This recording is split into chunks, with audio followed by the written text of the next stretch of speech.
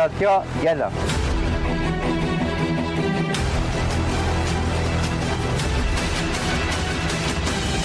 İyi xanet nükertiya düşmene.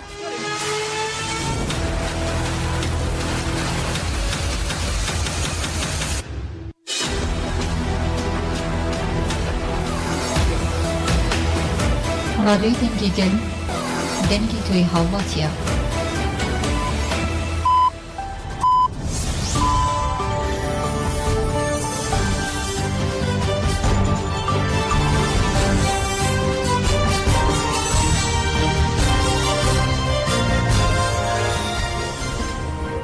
جراوندان و چند رادیوی دنگی گلدن باشگودارن هجا ایرو 4 حزیران 2024 سه شمل بروکسل ساعت 9 لامده ده. امنو چه سرس به پیشکش بکن دم آزادی اره براب ہویه.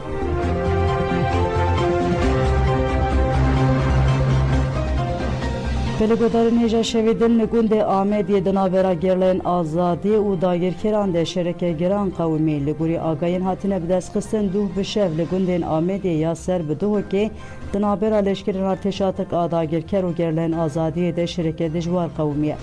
Liguri agahiyan gerlen azadiye li derdora gunden sergele u berçiyen Ahmediye bersiva arteşa dagir kerdaye. Şerek giran kavmiye u denge çeken giran jaliye xalke hereme ve jiye hatiye bihisten. Te gotin dişerte devleta Türk biriya helikopteran herem ji bombe baran kiriye. Derbarê ziyanan de heya nihat agahi nehatiye bidest xistin.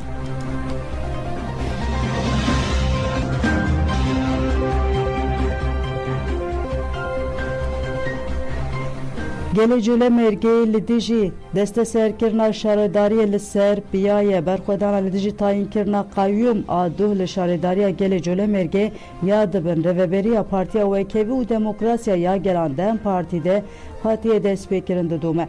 Hevsevkên giştiyên Partiya Herêmên Demokratîk DPP Çiğdem Kılıçgün Uçar û Keskin Bayındır û parlamenterên Dem Partiyê ji dinav de gelek kesan heta sibê nûbet girtin. Parlamenteran li ser cateya Bulvan a walîtî lê çalakiya rûniştinê dane destpêkirin.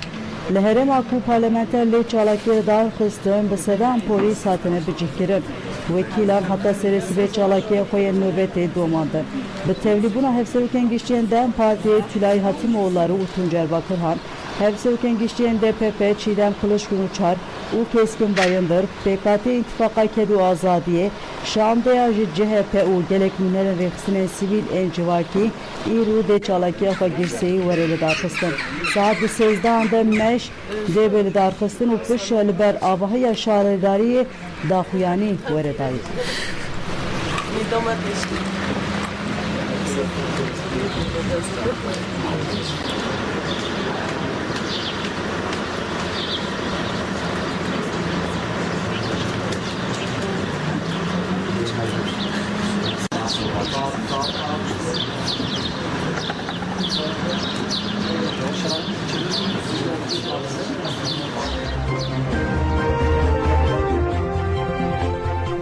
بیست و هشت بارویان داخویانی دان ارکا همو کسیه کو قدیری ایراده هلبجیران در بکوه.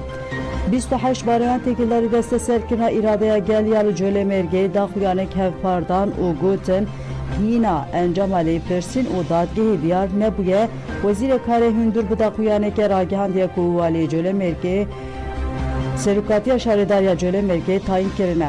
وزارت بنده بریار دادگاه رانا وستیه و بلز و بس قیوم تاین کریه.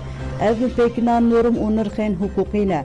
Bi tayinkirina qayyum mafê hilbijartin û hilbijêran ku bingeha demokrasî û hukukê hatiye bin pêkirin. Em careke demê bîr dixin ku şertê ewil û pêwîst a demokrasiyê nazkirina îradeya hilbijêran e. Erka hemû kesiyê ku xwedîrî îradeyê hilbijêran derbikeve û demokrasiyê biparêze. Li vê çarçovê de em bank li desthilatdariyê dikin ku dev ji tayinkirina qayyuman berde û şaredarê ku hatiye hilbijartin vegerîne.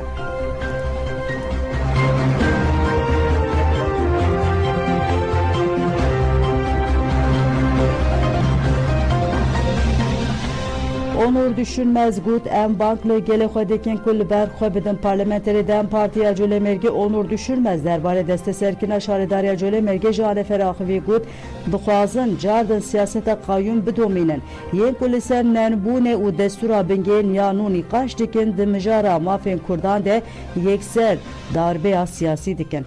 Desthilatdarî li hemberî destkeftiyên siyasî gel durûtiyê xwe nîşan dane. Daxuyaniyê ku ti alaqeya wê bi hukûkê re tune û qayyumê meşrû dike dan. Ev têwatiya dijminatiye li hemberî Kurdan. Onur Düşünmez diyar kir ku ew li hemberî hemû êrişên desthilatdariyê li ber xwe bidin û got bi salan e hewl didin ku serî li gelê Colemêrgê bitewînin. Lê gelê Colemêrgê li îradeya xwe xwedî derket ve îro jî li hemberî vê desteserkirinê xwedî li îradeya xwe derbikeve. Gel bi biryarê ku rê nadê talankirina qayyuman em ê dij vê biryaran neqanûnî li ber xwe bidin. Li hemberî vê desteserkirinê em ê bi gelê xwe re têkoşînê bilind bikin.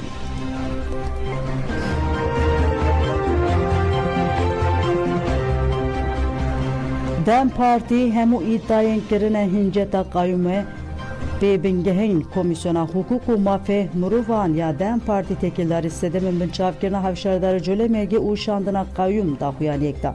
Dem Partî got Wezareta Karê Hundir a Tirk diyar kiriye ku derbarê hevşardarê Colemêrgê ji ber endamtiya rêxistinê lêpirsîn hatiye vekirin.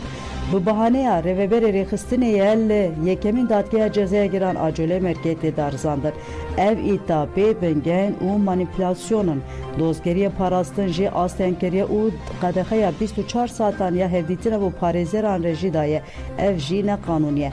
Dem Partî herî dawî got vê îddia hebin pêşnûmeya bêsûciyê ya ku dibêje mirov nikare ji ti mafên xwe bêpar were hiştin heye.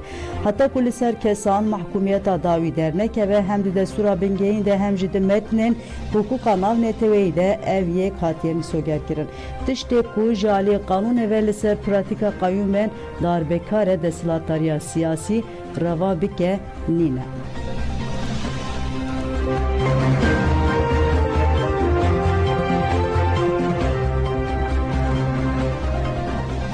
Li navçeyên Amêdê berxwedanê Colemêrg ya me ye. Di dome li navçeya Beyazê girseya gel bi rêveberiyên Dem Partî re heta semta Dicle kent meşiyan û mîtîng kirin. Polîsên Tirk xwestin girse asteng bikin lê girse tevî dorbeca polîsan ji meşa xwe domandin û polîtikeyên qayyum şermezar kirin. Li navçeya Rêzan jî girseya gel bi hevşardarê navçeya Leyla Ayaz hevserûka DPP ya Amêdê Sultan Yaray û endamên partiyê re heta bi hatbûyê meşiyan û mîtîng kirin. Li Sûriyê jî girse ji avaya Dem Partiya navçeyê Kombo heta ber bi deriyê Mêrdînê meşiyan û mîtîng pêkanîn. Di navçeya bajarê Nû jî rêveberên Dem Partî û gel meşiyan. Polîsan xwestin ku meşa girseyî asteng bikin lê gel hevsevkên Dem Partiya Amêdê Abbas Şahîn hevşaredarên bajara Nû endamên meclisa şaredariyê helwesta polîsan şermezar kirin û meşa xwe domandin. Hevserokê Dem Partiyê Amêdê Abbas Şahîn axaftin kir û got hemû xebatên Partiya me têne asteng kirin. Dorbeça avahiya partiyê gel nîşaneya vê ye.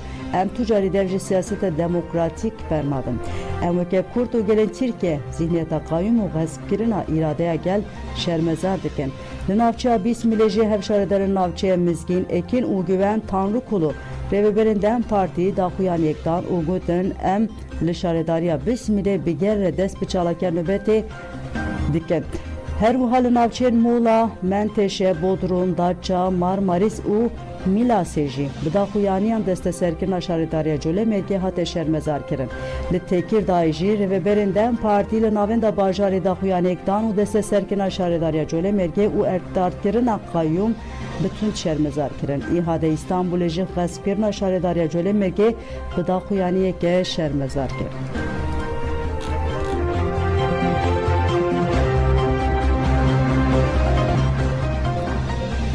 Cigirê Serokê Koma Dem Partiyê Sezayî Temelli got bank li muxalefeta civakî dikin ku bertekê xwe nîşan bidin. Sezayî Temelli got xuya dike ku encamên hilbijartinên xwecî yên Sûyekê Adarê rast nehatiye xwendin û fêm nekirine. Li Curne re jî roja yekşemê di hilbijartinan de encameke pir serkeftî derket holê. Vê jî careke din destnîşan kir ku zihniyeta qirêj têk çûye. Temelli dazanın ku zihniyeta qirêj rêzê ji îradeya gel re nagire ji bo ku li ser desthilatdariyê bimînin dixwazin zihniyeta qayûm û kompasê bidomînin. Tişta ku li Colemêrgê diqewim jî siyaseta kompasê ye derbeyek siyasî ye. Sezayî Temelli bank li muxalefetên civakê kir ku berteka xwe nîşan bidin û got ev rewş nenaskirina hukûk e û li dijî îradeya gel derketine. Ev dijminatiya civakê ye em ji pêkarina têcî te dizanin ku dijminên civakê çi anî serê vî welatî. Bi taybet em ji têcîta mutlaq ku hema çil mehen di tome dizanin. Em ji biryarên doza kompasê ya Kobanê dizanin. Qebûlkirina vê yekê ne pêkane. Em bank li hemû muxalefetên siyasî û civakî li Tirkiye dikin ku piştevanî û îradeyeke xurt nîşan bidin. Ev bi tenê tayînkirina qayûmê li şaredariyeke dagirkirin û desteserkirina şaredariya Dem Partiyê re sînûrdar nîne. Xespa îradeya hemû gelên li Tirkiyeyê.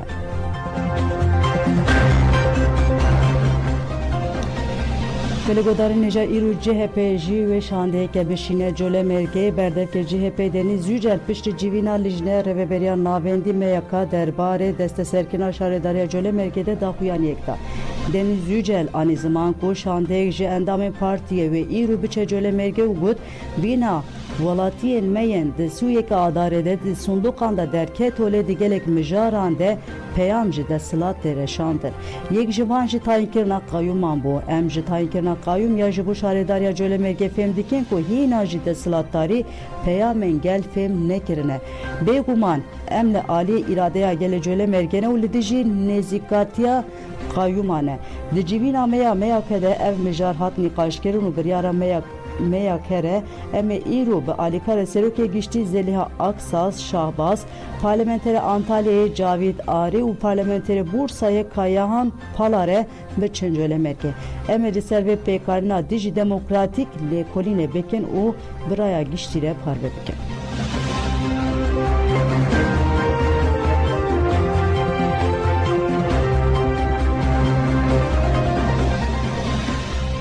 Emine Şen Yaşar kesin suç girine li dervedigerin lê ji bu ifadeye gazimin nakem.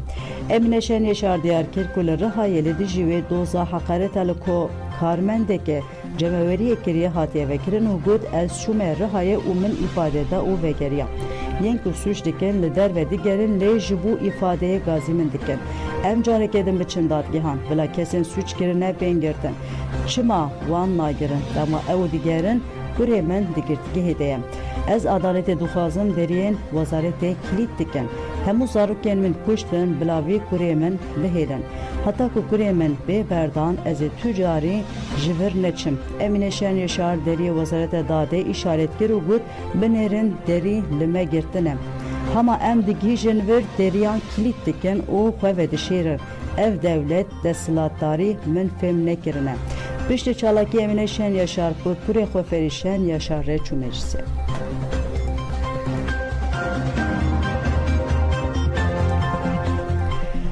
Cenazê Şervanê Qesedê mazlûm Osman hat veşartin. Şervanê Qesedê mazlûm Walîd Osman bi nasnav Qehreman diyekê Hezîranê de li Hesekê dema li ser erka xwe bû şehîd bû.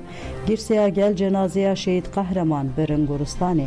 Piştî rêzgirtinê endamê mêsa leşkeriya Helebê Hamza Heleb axivî got hilbijartinên rêveberiya Xweser ragihandina li ser bengeha demokrasiyê ne û li Sûriyeyê hîna nebûne. Devleta Tirk bi armanca têkbirina hilbijartinan êrişî herêmê me dike. Pişre endama meclisa malbatên şehîdan welatiyên Abdo ji axivî got divê em biriya nirx û rêgezên şeregelê şoreşkerî xwe birêxistin bikin da ku hêviyê şehîdan pêk bînin. Merasim bi xwendina wesiqeya şehîd û radestkirina ji malbatê re bidawî bû.